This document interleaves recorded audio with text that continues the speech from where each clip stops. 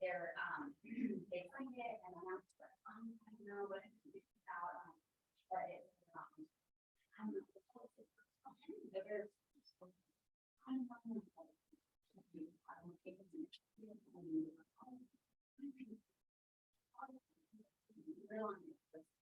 but when he falls, but you think you should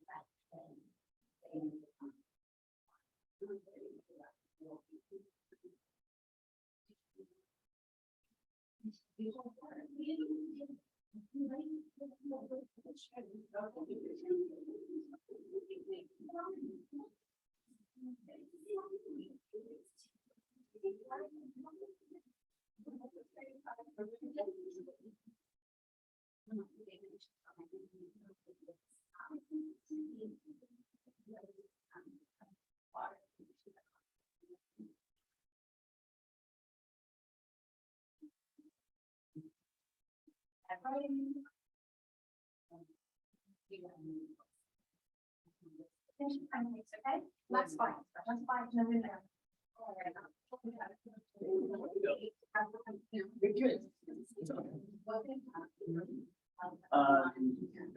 Not yet.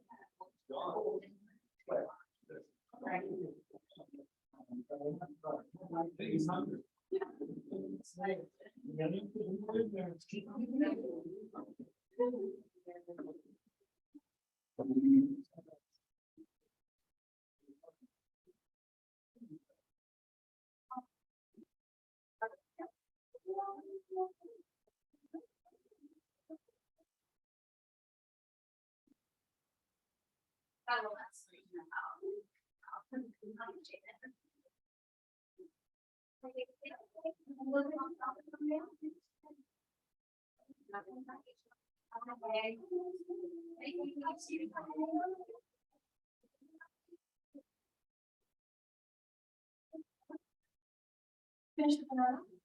You can learn how.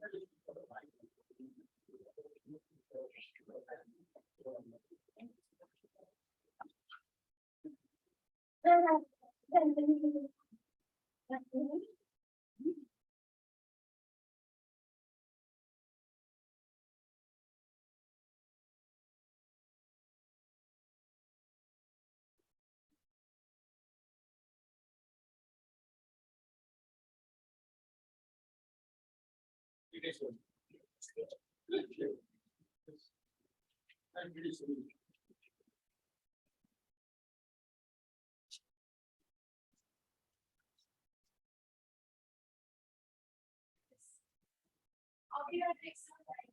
I've invited like everyone, so there might be a lot of people coming. Yeah, thank you so much. Looking forward to it.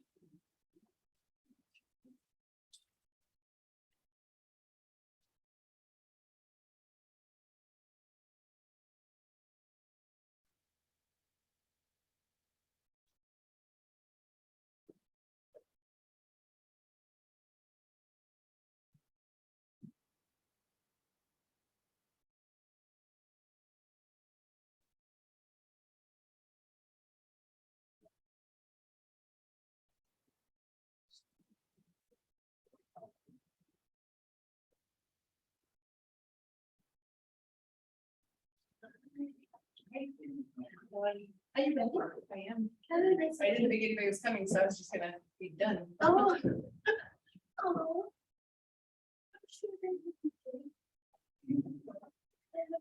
I think so. This is gonna be Just weird.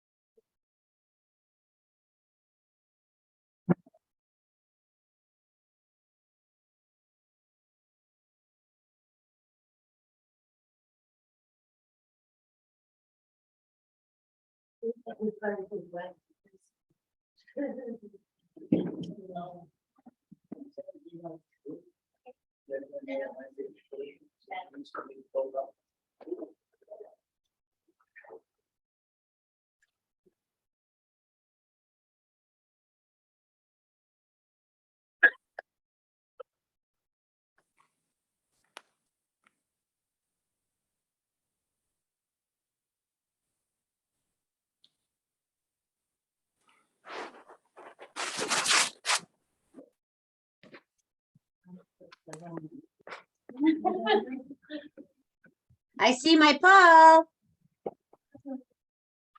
Okay,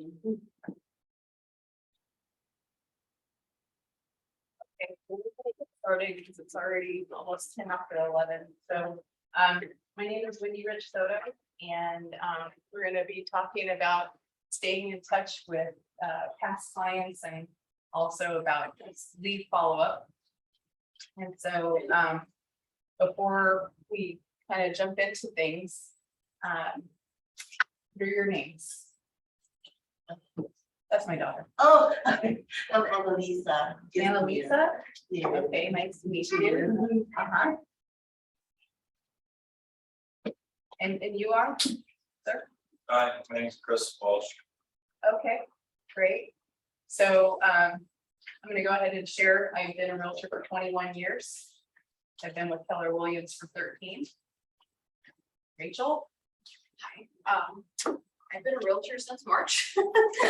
So I've been under you since then. So, Okay, so For you're you. Rachel Rodriguez? Yeah. Okay, cool. And how long have you been a realtor? Oh, me. Yes. Oh, right. I've been a realtor for 13 years. 13 years, okay. And have you been in this office the whole time? or- No, I have been jumping, but I think I found my home now. Oh. I've only been with KW since July. Oh, okay, Yeah, okay. Where were you before this? I was with EXP. Okay, okay. All right. And then what about you, Chris? 5 years. 5 Same years. office, this office. The whole time? Yeah. Okay, okay. Okay, we're waiting for you. So what's your name? Chrissy, Christy, and how, my husband, so we're partners, we've been with Delta about 6 years. and how long have you been licensed? 6 years. 6 years. Yeah, but Okay. we We kind of just shared that whole thing. with them. Yeah, so we joined, as soon as we got licensed.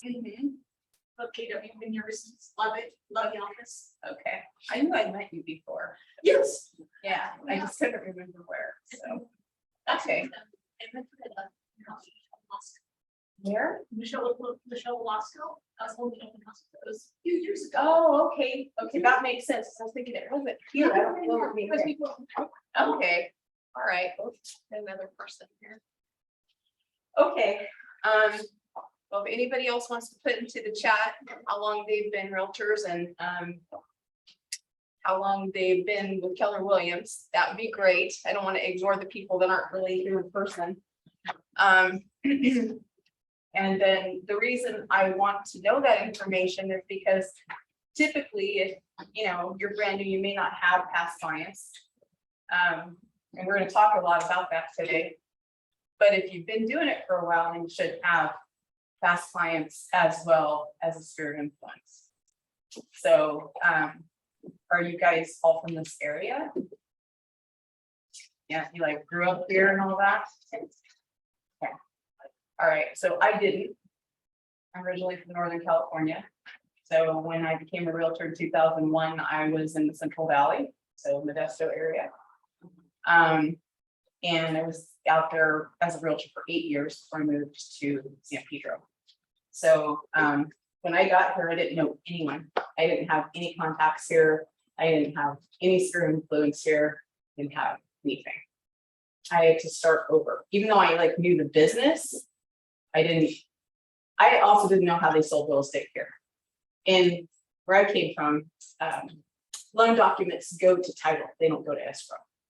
It's a completely different system. And I never sold a condo before because we didn't have condos there. It was all single family residences and most of it was new construction. So definitely not a lot of old houses. Like right now I live in a house that's 1931. And every house that I owned before I moved to LA was like brand new. I was the very first person that ever lived there. So it was quite a transition. So Are you having issues? Oh, okay, so I'm gonna check. no. So anyway. So how many times, or is there an example you can give me of trainings you've gone to since you've been licensed where people like me have told you to do something for your business and you thought, that's not going to work. I'm not going to do that. Or I can't afford to do that or whatever. Have there been times like that? You guys feel like that? Yeah. Well, I feel really bad for myself actually, because you know, I've had the opportunity to be trained by a lot of really good people that are very successful. And I was always like, it seemed like I was always in the right place at the right time for the exposure I got to the people that I worked with. But I didn't always listen. And that kind of sucks because I think that the business could have progressed a lot faster if I had done what other people suggested. But it just didn't make a lot of sense. Just like, let's say it's going to be the beginning of the year, or close to the beginning of the year, and you have to do your budget plan for your business plan for the year. And you're like, how can I budget for money I didn't even make yet?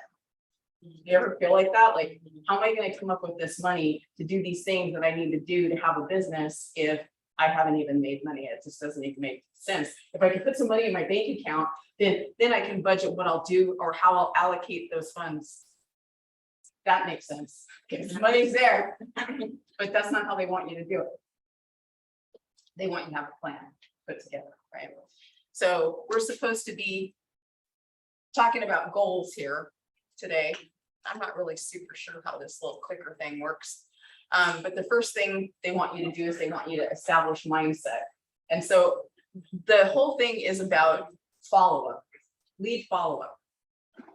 So do you guys have various lead sources that you work with now?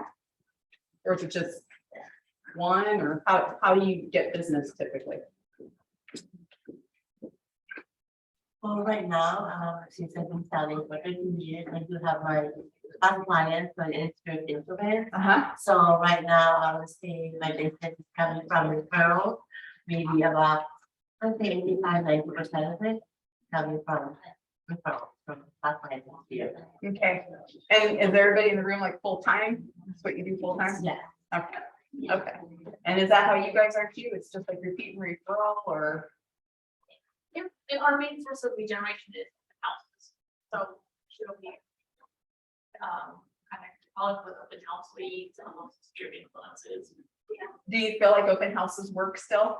It's a lot different than it used to It be, is very different, yes. but they work. If they do, As long as you go, then they're coming back. they're coming back. Yes. Okay, all right. Okay, so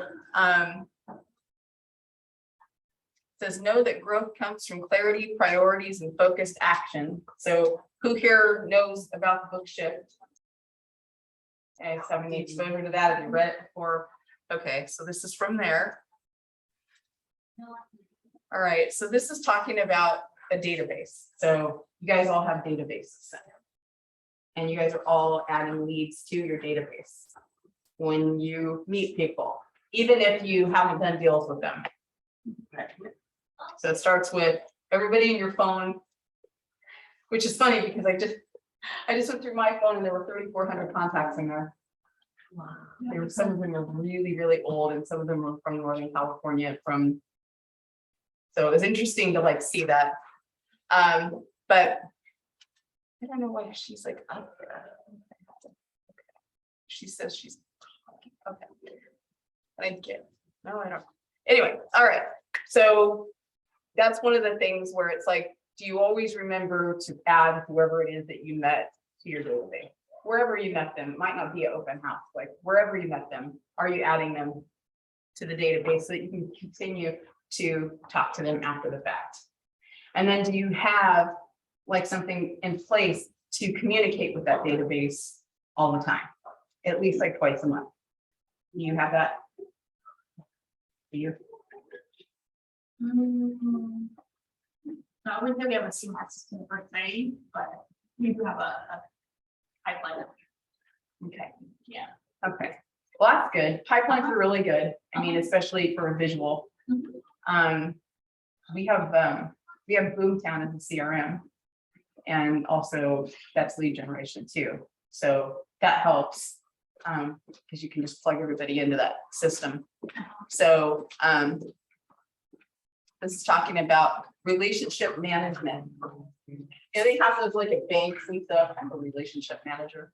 But it's talking about your relationship management with your clients. And then this is talking about preparing contacts for conversion and how you interact based on their needs and what you offer them.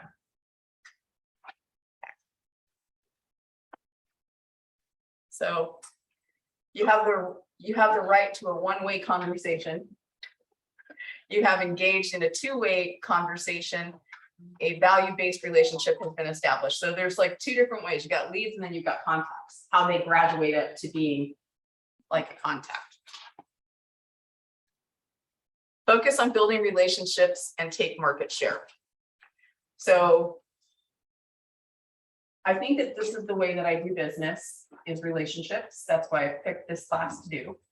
Because if I didn't do business that way, I might not be as successful as I've been. So I think that it's a really important topic to talk about. Again, I really didn't take the advice that people gave me. I think I closed transactions and I was always just like freaking out looking for my next transaction because this is my full-time job.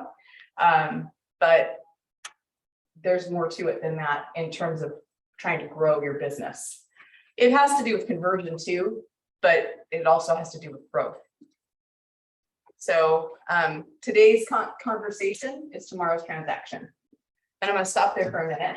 What's your name? Hi, my name is Sandra. Sandra. I'm Wendy. And how long have you been a realtor? Like 2 months. Okay. Yeah. She's been since March. So, so that's good. That's good to have a variety of people. Okay. All right. So I know that some of this is remedial because some of you guys have been doing it a long time. And I apologize for that. I'm just going along with the lesson plan, but I'm probably going to break off from it and get into more of a discussion with you. Once you meet your new contacts, you either do business with them immediately or you don't. Either way, you've met them, put them in your database and stay in touch with them forever. Unless you decide you don't want to do business with them. There are those people we decide we don't want to do business with, but they may not do something for 5 years, but as long as you're still talking to them somehow, and it's consistent and they notice it, then there's a good chance that you either will do business with them or they might refer someone to you that you're doing business with. And we need deals today and we need deals tomorrow too. So it's a really important part of the whole thing that we do. All right, so identify goals. Does everybody have goals for this year? I can tell you right now, I'm not going to hit mine. Not going to hit mine. I don't know what happened a couple months ago, but everything just kind of stopped. So everybody's got goals? Yeah. Okay. Yeah, once that interest rate went up, it kind of went. So, okay. So my goals for the year were to do 30 transactions. That was me. What about you guys? What about you? What was your goal for the year? For the remainder of the year, because it's not even a full year for you. But I have two more. Two? Yeah, I mean, two transactions that I wanna. Okay, okay, that's good, that's the goal, okay, and you? I would say our goals were at least one to do at least. What was it, 24? 24, okay, all right. So I'm gonna take that with the two of you, okay, and you? My goal originally was 24. Uh-huh, Yeah. okay, Well, I think we decided that my goal was 7 based on how many. when months were you left. started, yeah. Yep. Okay, all right. So how's everybody doing with their goals? Uh, I'm behind. Yes. I don't think you are behind it. I am definitely I'm behind. borderline, like if I don't get something else going, like. Within the next, I'd say 2 weeks, I think I will be behind. I'm at that cusp. I'm not gonna listen to that. But for those of you in the room that missed it, this is my daughter, Rachel. So she's been with me since March. She got her license on St. Patrick's Day. So I think she's doing exceptionally well because I've seen a lot of new agents. I used to be team leader. I ran a market center in Long Beach and I also ran a market center in City of Industry. I've seen a lot of new agents. I've recruited a lot of new agents and I've watched them leave. Because they never did anything. So yeah, I mean, this is a hard business. So, I think that if you want to do it, you will do it. And if you don't want to do it, you may give up. So hopefully nobody in this room gives up ever. All right, so lead generation, lead follow-up transaction. It's right under lead follow-up, it says lead conversion. Has anybody ever tried to figure out what your lead conversion is, like your ratio of like how many leads you have versus how many you actually turned into a transaction? You ever do that before? Consistently. No, okay. Well, I have a lead partnership where that platform gives me metrics and it tells me like what the lead conversion is. So when I was specifically working buyer leads myself, which I don't do a lot of anymore because I have 2 buyers agents on my team, my conversion was like 6%, which was actually very high because the industry standard for like the average was like 2 to 3%. So that was, but I mean, I feel like when you have to do it, you do it. To have a chance to do anything else, this is it. So I've got to make it work, right? So I had to find a way to make it work. So conversion is obviously key to, continuing to be in business. All right. So convert contacts to close business, right? Stay top of mind. All right. So how do we stay top of mind? Can anybody give me some examples of that? What is a good way to stay top of mind with your clients? Once you're done, you've closed escrow, past the closing gift, past that. I mean, I know a lot of people are doing like newsletters right now, and things like that, so that's something that goes out to their contacts. Okay. Database. Okay, newsletters, what else? Postcards, like an anniversary and postcards, on there. Yeah. So do you do like a questionnaire at the beginning and get people's like birthdays, anniversary dates, Yes. that kind of stuff? Yeah, from the lenders, yeah. Okay, to learn like maybe who their dogs are. Some people, their dogs are their children, so. Yeah. Or their kids' names or whatever to, be able to check in with them and be like, hey, how's Joey doing? How's softball this year or whatever? Be able to make those kinds of notes about what's going on in their lives, what's important to them, so that you can call them and talk to them about that. Not to sell them a house, but just to call them and see how they're doing. Like say specifically during COVID, when that hit and everybody was freaking out and nobody knew what was going to happen in the very beginning, that was a really good time to get reacquainted with everyone in your database and talk to them and ask them if they were okay and ask them if they needed anything and if there was anything that you could do for them.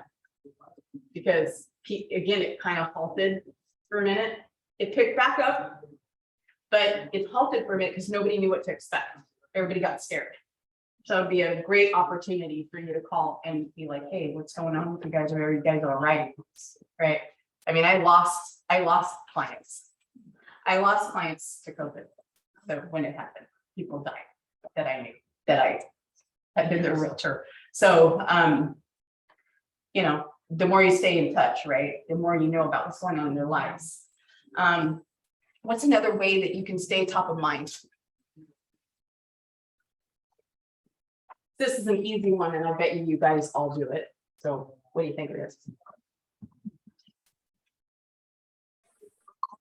Social media. Oh. How many of your clients are on your social media?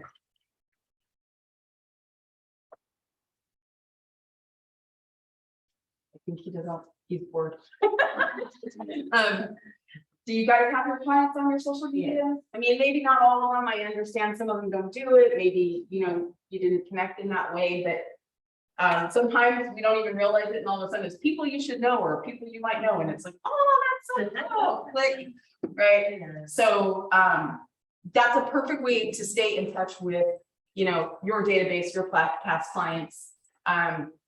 If you're adding people to your database and you met them at an open house, if they're not your client yet, and you see them, you know, on social media, and you're able to connect with them, you can get messages out to them in that way with things that you're doing for your business to remind them, hi, I'm here. A couple of years ago, I don't know how long, maybe like 5 years ago, I was on Facebook and I saw one of my past clients, and she's like, hi, gonna sell my condo, need a realtor. I go, hey, remember me? Oh my gosh, I totally forgot. I didn't even know how to reach you. Oh, I thought you were doing management. I thought you were doing management. And I said, well, I was, but I'm not anymore. But even if I would have been, I still would have been there for you. Oh my gosh, well, I need you to sell my condo. And so I did. And luckily she was on there, I was on there, I saw it, and that happened. But that's how quick things happen. In this day and age, right? And you got to be there, because if you're not there, somebody else is going to get that business. Right? So she saw that I was doing management, and she just kind of wrote me off. So I did get that deal. I did close that transaction, but that's an example. So that's one way. What's another way? I think. What's another way that you could connect with people? It's either in your database or past clients, and specifically past clients. This is the part where I'm going to tell you that I didn't listen. Yeah, Go ahead. like me, I'm being good when Brian Finney always say, call notes and pop buys. Pop buys is very hard for me. It's just that I don't know what to should, but. So that's what happened. I went to a big thing. I don't even remember where I was. But it was Brian Buffini, Zig Ziglar, Mike Ferry, because I'm a Tom Ferry person. Yeah. It was Mike Ferry, and Tony Robbins was there actually. Real quick, he was there.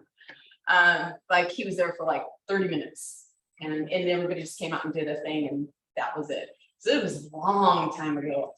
I want to say this was 10 years ago, 10, 11 years ago, a long time ago. So Brian Buffini was talking about Popeyes. And I was like, I could do that. First of all, I don't have money for that. And that's going to take too much time. And people probably don't even want to see you when you're done. You know, like, so you're done with the transaction. They don't want to see you come to their door. That would be weird. It's like, okay, no, wrong answer. So I didn't listen. Leverage mind share for referral business. So talking to people that you've either done business with or haven't yet, but you're starting to have a relationship with, to ask them if they know anyone who needs your help. And that's a great way to come across is, do you know anyone, do any of your friends and family need help with any real estate right now, right? Because that's what we're trying to do. We're trying to help people. That's what our job is, to help people. So instead of you know, I need a check. I want to help you, or I want to help your cousin, or I want to help whatever way I can. And sometimes it's just, I want to help you right now and you don't need to do a deal, but you need some help with something. And I know the information and I want to share it with you. So I'm willing to do that no matter what, even though I know I'm not gonna get paid right now. I might not get paid for 2 years or 3 years, or who knows when we'll do a deal together, but I want to be there for you. So we really want to come across that way.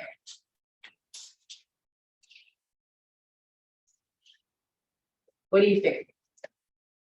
What are some ahas about this? What are your opinions about this? Anybody? Like, how would be the social media part that's there?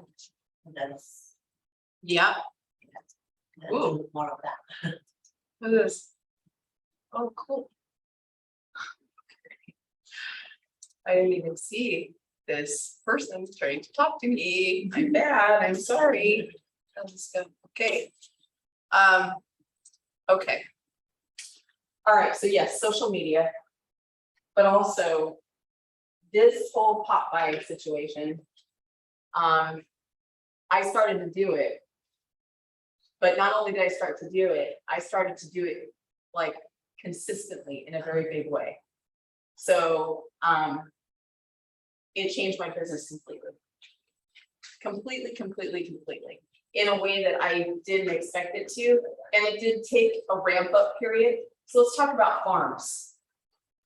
Don't they always tell you it's not going to pay out right away? You're going to have to do it consistently for a while. Okay, so that's exactly how pop buys work. But also, I know for me, I kind of am touching my people in a lot of different ways. Okay, some of my past clients are on my Instagram, some are on Facebook that I haven't even done transactions with. They're there. Okay, and they're seeing what I'm doing, or we're interacting somehow, or they went somewhere and I wrote on their thing or whatever. I commented, right? Whatever. So there's that, but there's also the pop buys. But right before COVID, literally right before it was announced, I guess, was going on, but we didn't know it. February, we did a Valentine's Day celebration for past clients at my house. And the theme was, we love our clients, because it was Valentine's Day. So I had a pizza oven guy come and park in my driveway, and everyone that came to the party got their own personal pizza.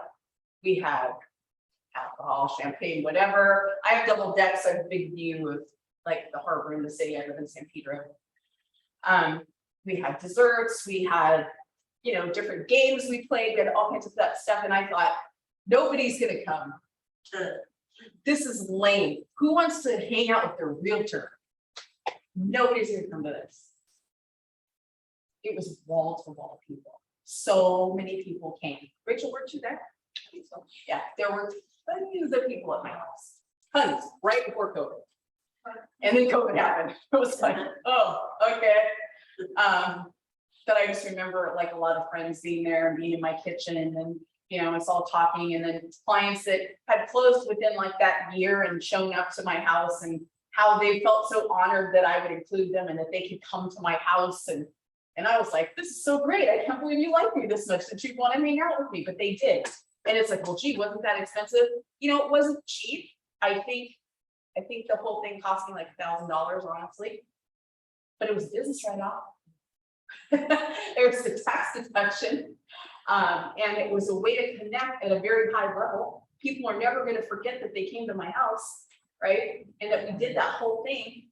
They felt really special, like, wow, look what my realtor did, right? So that's an idea. That doesn't mean, of course, you have to do that, but that's just an idea of something that we did. But also, this is something I took out of a realtor magazine that I cut out a long time ago, and I've kept it. It says, how do you stay in touch with your past clients? And she says, I host a reverse pop by during Thanksgiving. I invite clients to pop by my home to pick up a pie and visit with each other over wine and finger foods. that's unique. It makes them feel special. They're already in a holiday mood and they're gonna come to your home and they're gonna be with you and, talk to you, maybe talk to other clients and, oh, it's so great. Oh, yeah, it's so great. Blah, blah, blah. And then if somebody that they know does need help, all of a sudden they're like, my realtor's great. Right? Because that's what we want them to say. So with pop buys, I'm like kind of off track with this. I'm very sorry. With pop buys, my pop buys have been pretty inexpensive. What I've done is I picked usually between 15 to 20 past clients a month on rotation. Because there's obviously no way I could do all of them. There would be no way. And I picked a theme based on what month it was, whether it was an Easter or St. Patrick's Day, or it was Valentine's, or it was a summer thing or whatever, maybe it's back to school. I've come up with that. And quite honestly, I'm being really honest, I've gone to the dollar store, you guys, and I looked in there and I found things that I could put together that would make sense for the theme of what we're doing. And we go out to those houses. We block it out on the calendar and we go. And they may not be there. They may not be there. It doesn't matter. You still do it. I always leave like a handwritten card with it, even if I see them or I don't, goes with whatever's there. And if they're not home, I take a picture of it and I send a text to them and I say, hey, I just dropped by, left you a little something at your front door. There's a picture of it. Let me know how you're doing. You remembered me? You're thinking of me? Wow, that was really cool. I got my seed packets. We planted this plant. Look at it, it's growing. I've had clients do that, where I sent some seed packets for like, we did one that was like for like basil and rosemary and this kind of stuff. Look at my basil's growing. Right? And I'm connecting with them. So it helps them to not forget about me. I'm not forgetting about them. They're not forgetting about me. And that's so important. So what's happened is where you might have had just a couple referrals a year, it's just gone 10 times, it's exponentially grown because of the consistency in the things that you do for them over time. So that coupled with social media, we also have videos that we send out. Supposed to be twice a month that are produced for us to an entire database of over 2,000 people where we're in touch with them. And then those videos are then put on our website as a video blog that people can refer back to if they want to see it again, or they want to see other topics or whatever. And it's also making the information on our website more valid, more timely, because Google looks at all that. They're able to know what you were saying, even though it's video. So there's a lot of different ways that we're keeping in touch, because if you can think about all those touch points, that's a lot of touch points in a month, all the time, without stopping for an extended period of time. Okay. So that was like devise a plan. That's like a plan. So this is talking about ways to connect with your database. 19 to connect. So 4 touches would be quarterly phone calls. You would have to calendar these out. I don't know how many past clients you guys have, so you have to calendar out quarterly. 12 touches monthly, email, newsletter, video report, market report. 2 touches to promotionally direct mail, such as magnet, calendar, printed market report, etc. And then 1 touch, annual event, party, movie screening, get together. So a lot of what we just talked about. Another cool trick, which you might want to consider, is to have magnets made of you, copy of your business card, magnet. And then when you are in escrow on anything, your listing, your buyer, whatever, you go to the water heater and you put your magnet on that water heater. Because 10 years from now, somebody else might be living in that house and they might open the door and see your card on that water heater because they're getting ready to sell their house and they got to check that water heater. Just a thing to think about. Just one more way, you're in their face. That's what she's trying to do, be in their face. So 36 to convert, 4 touches, telephone calls, 26 touches, bi-weekly email offering some type of information of value to the consumer. Not asking for anything, just giving, right? Giving. 2 touches, events, get-togethers, parties. Again, I think that you might want to consider doing a once-a-year thing. I know that if you can't do it at home for whatever reason, you can probably do it here at the office. You can probably arrange it and say, I want on this day do X, you know. 4 touches, promotional direct mail, such as a magnet, a calendar, market report, etc. 1 to cement. A high value touch that solidifies the relationship you have just established and opens doors to future interactions. What do you think that could be?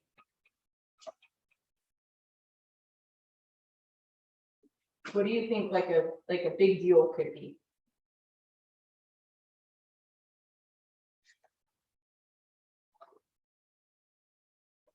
Okay, so we have a VIP program. And we do drawings. And obviously you can't give these gifts to everyone. There could only be one winner. But if people do certain things, I'm going to tell you about a funny one that we did. Then they might get a bigger gift. Enter to win. And this isn't you asking them for business or anything, it's just you giving to them. So it's Easter time, that's my favorite holiday. And so we delivered some packages to some people with some bunny ears from the dollar store. And we said, put these on and tag me in social media posts for a chance to win a springtime gift. You'd be surprised at how many of my clients, adults, put those ears on and took those pictures and posted and tagged me on social media. Then their friends saw it and their family saw it too. You now are connecting to their spirit, which is another thing that you really want to do, right?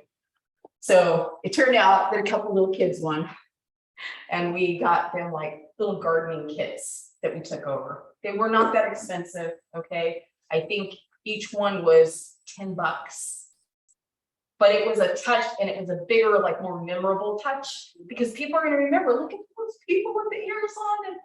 And we did like a post with all the people with the ears there, the kids and the adults. So it's like doing something fun and memorable that's going to make them remember you, because you need them to remember you. You need them to not forget about you when their cousin says, oh, we're thinking about buying a house. We want your name to be the next thing they say to their cousin, right? Like, oh, blah, blah, blah, right? Well, how are we going to make that happen? That's how. Okay. Use 6 connection questions, include a MOFIR, make offer for immediate response. Okay. Develop your 36 touch plan. Does everybody have one of those? Your own? You do? You? Yeah. Okay. All right. So goal setting to the now. Plan your touches. So you really need to strategically plan. From I would say September till December 31st. What's your plan? Or January 1, since that's New Year's. What's your touch plan for your past clients in your sphere from now till the end of the year? And you really should have a plan for that. Like you should have, if you can time block it, it will happen. If you don't time block it, it won't happen. So you should have preparations made. If you ever come, I laugh because it's kind of funny. If you ever come by my office, sometimes there's baskets and plastic containers and all kinds of stuff all over the place. Because that seed thing I was talking about, we had dirt in our office and we had a little shovel and we were shoveling dirt into these little containers with the seeds to deliver to the people with little pinwheels and stuff. I did that. So people would walk by and like, what's all that stuff in your office? Yeah, because it's like, I'm getting ready to go out and do these top buys, right? And people are always shocked when you come to, oh, that's so nice. see how you're doing. Sometimes they invite you in, they want you to see stuff that they've done to the house. Sometimes they say, hey, we're thinking about selling. Hey, we got a job transfer. Hey, we're pregnant. Whatever. Gotta move. Glad you came. When can we get together? Okay. That's the whole reason, yeah. Okay, so combine smart plans to curate the 36 touches for your contacts. So you can do this through command, is what it's saying. So that's a way to do it, is through command. And Keller Williams gives you a lot of things for free that you don't have to pay for, that if you use them, they can work for you. But anything you do has to be consistent. You can't just do this for 2 or 3 months. You have to commit to doing this for a year. And then have it be kind of a way of life, of a part of what you do for your business. Okay. Thoughts? Any thoughts? No? You guys are awful quiet. Am I that boring? I think like, I mean, obviously, I do, so I know a lot about. Yeah. But I think like, and it's not like I haven't heard this before, but it's something that I have to keep telling myself. That you said, like you were talking about, like how you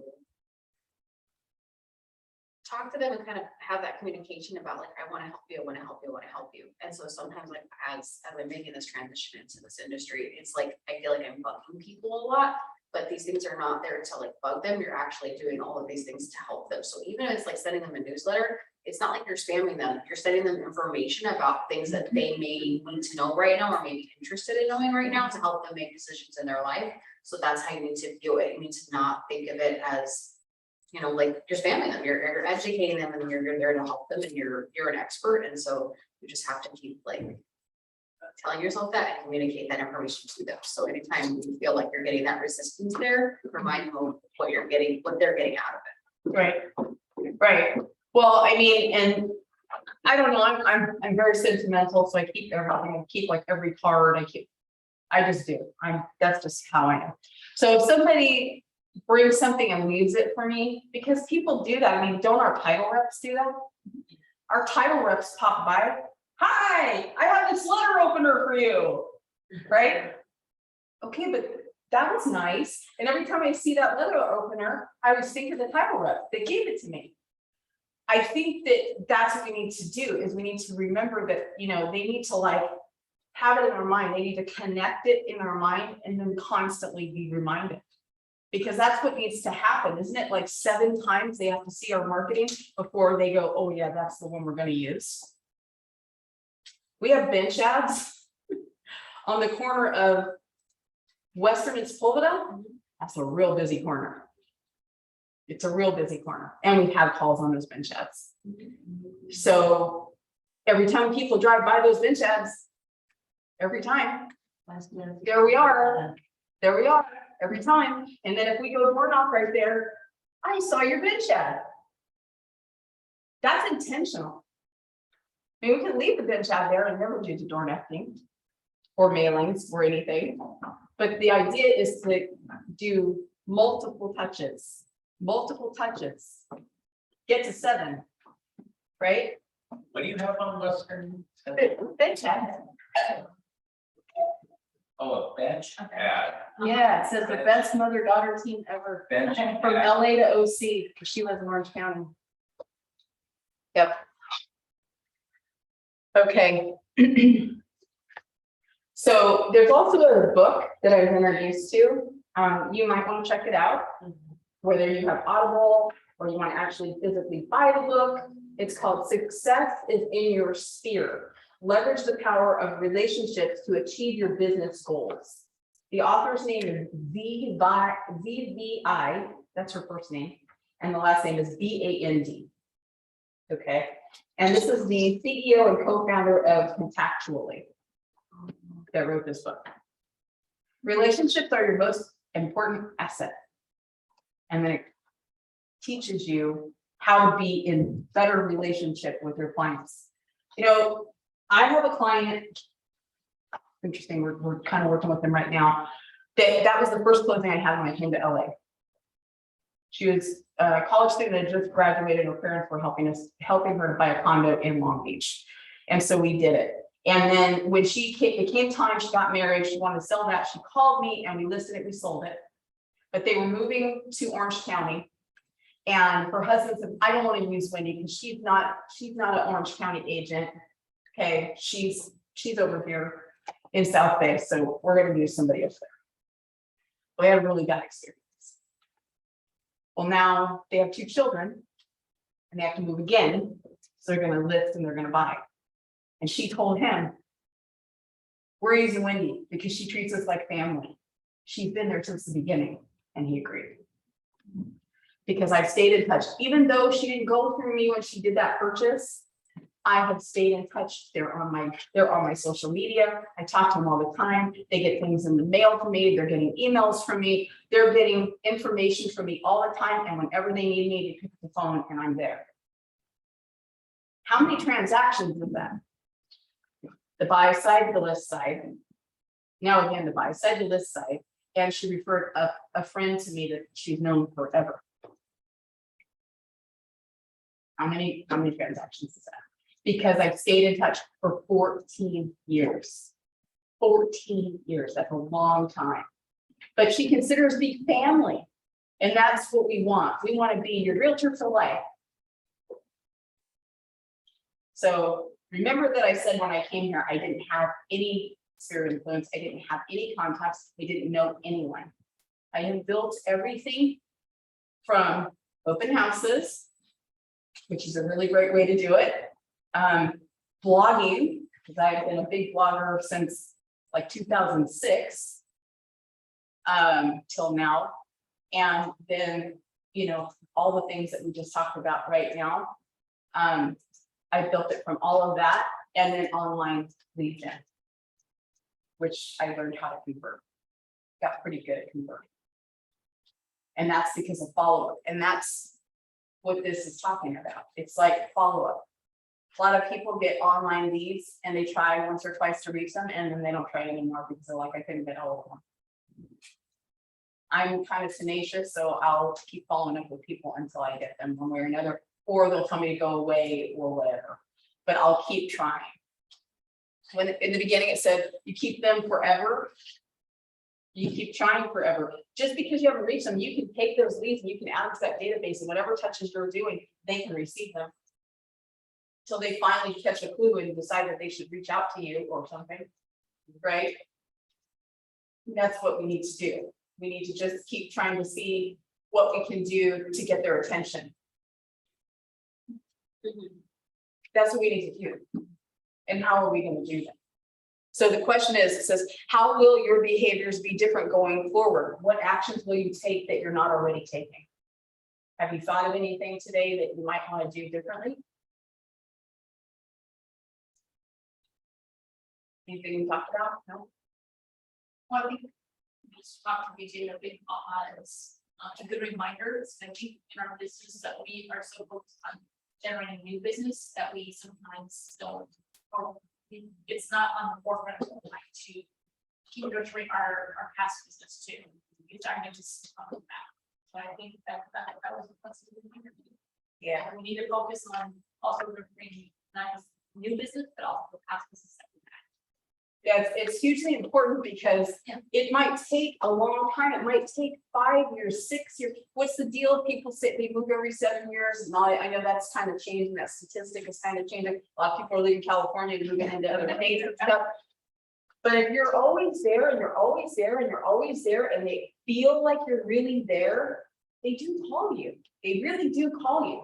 I'm always surprised at how many of my past clients call me now. I'm like, oh, so-and-so's calling me. Oh, and I'm almost like shocked, but it's because I'm always in their face somehow and they're seeing me. And that's why. Otherwise, they might not call me. They might forget all about me. And I can't do that. Didn't I work so hard to convert that buyer or that seller and then do a good job for them that I don't want them to forget me? That would be really terrible. How much money am I leaving on the table? But also, I mean, I truly care about the people I get the chance to work with. So I want the relationships. I consider them friends. And if I lose that, then I feel like I did it all for nothing. Just because I got a check. and then that's it. That's not how our businesses should be. You know, farms, they say, be the mayor of your town, be the mayor of your farm, you know, whatever. It's like that, but you're creating your own farm with your past clients. That's your farm. Then you can have a separate farm, you can have a geographical farm somewhere else, that's fine. And you can do something different or the same with that. But with your past clients, that should be a farm, at least in your head, for how you deal with them. Okay, because it will give you dividends, it will pay out. Eventually, yeah, okay. Do you feel like today was meaningful? Yes. Okay, good. I'm glad. I'm glad I had the opportunity to be with you guys today and kind of share some of this information with you, because like I said, people have made many suggestions to me and I have not done it for long periods of time, 5, 6, 7, 10 years. I didn't do it. I didn't think I should do it. It didn't make sense for me. And then when I finally, fine, I'll try it. And then all of a sudden it starts to work. And you're like, ah, I should have done that a long time ago. And I didn't do it. So, you know, I mean, it may not make sense to you at first, but I think if you believe in it and you just have faith that you're going to do it consistently, you'll see the return on your investment of time and the return on your investment of money. And these are genuine business expenses. If you do have an event or you do pop buys, you just save your receipts. Those are real things you're doing, right? So it's as good as a mailing that you may not ever hear anything from. These cards we mail out when we sell a house or whatever, may not hear nothing. But this is so personal. You're gonna have a much better chance. And these people already know you, like you, trust you, and want to do business with you, because they already have. Okay? All right. Well, I hope you all have a wonderful weekend. Thank you for being here. Thank you to whoever's online. I'm sorry, I feel like no interaction there, but I'm probably not very good at that. So thank you. Thank you. Thank you very much. Bye.